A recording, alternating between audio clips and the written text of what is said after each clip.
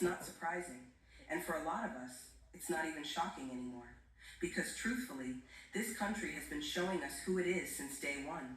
America has always been a place that protects white advantage, not by accident, but by design. From the laws written on paper to the silent ones enforced in people's minds, whiteness has never just been a skin tone. It's been a legal status. It's been a pass, a promise, an inheritance. It meant land. It meant citizenship. It meant protection under the law. It meant education. It meant being able to walk through the world without being seen as a threat. And every time Black folks have asked for even a fraction of those things, every time we've reached for a little more freedom, a little more fairness, the system pushes back hard. Because here's the truth. Most white Americans aren't afraid of Black freedom. They're afraid of what Black freedom represents. They're afraid of the dismantling of a social order that's given them guaranteed protection, privilege, and power for generations. They're afraid of having to share what was never meant to be shared. They're afraid of losing control of a system that was built legally, violently, and economically to keep us on the bottom. You see, the structure of this country didn't just happen. It was engineered. After the Civil War, when slavery was supposed to be over, they found another way to keep us chained. That system was called convict leasing. Let me break that down. Convict leasing was legalized slavery by another name. After the 13th Amendment was passed, the one that ended slavery, it left one huge loophole. It said slavery was abolished, except as punishment for a crime. So guess what they did? They made sure we were seen as criminals. Black people, mostly men, but also women and even children, were arrested by the thousands for nothing, for vagrancy, for loitering, for talking too loud, for looking suspicious, for not having a job in a system that refused to hire us. Most of the time, the charges were completely made up. No trials, no real justice, just a stamp, a sentence, and a sale. States would then lease these men out to private companies, railroads, coal mines, steel plants, cotton farms, for profit. They were worked in brutal, inhuman conditions. No food, no pay, no rights, no rest. If you died, they buried you in an unmarked grave and brought in the next man.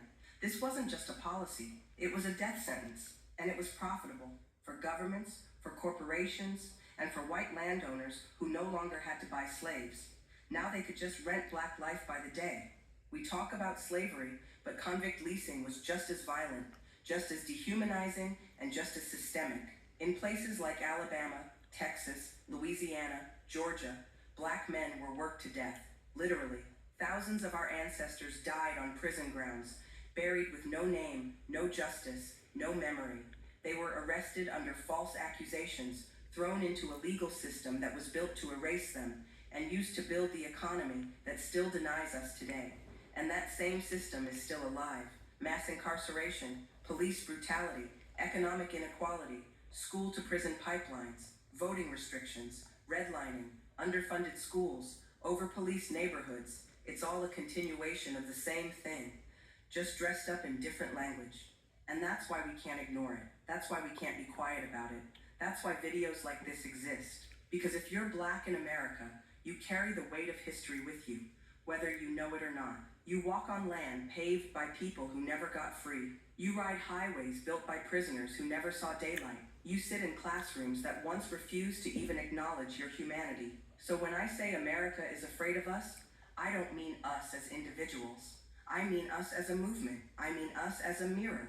Because when we fight for justice, we force this country to face its reflection.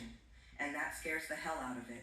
But the truth is, we've always been stronger than the systems meant to break us. We've always turned pain into power and silence into sound. Our joy is resistance. Our survival is revolutionary. They tried to bury us in prisons, in poverty, in policy, but we are still here, still rising, still telling the truth. So if you made it to the end of this video, don't just click away. Don't just move on. Ask yourself, what kind of world do you want to live in? One that keeps repeating this cycle, or one where we finally break it? Educate yourself. Speak up. Share this.